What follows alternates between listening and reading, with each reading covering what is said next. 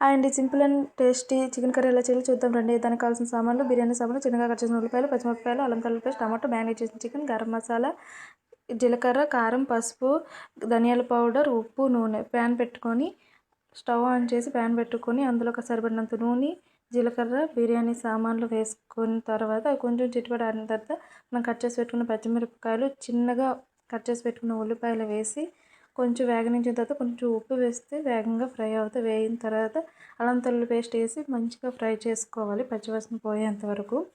తర్వాత మనం ముందుగా మ్యారినేట్ చేసి పెట్టుకున్న చికెన్ వేసిన తర్వాత చిన్నగా కట్ చేసిన టమాటోస్ కూడా వేయాలి.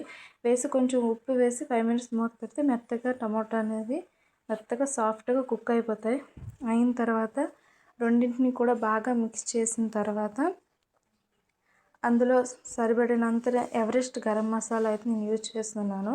కొద్దిగా వేసిన తర్వాత అందులో సరిపడే అన్ని నీళ్ళు వేసుకోవాలి.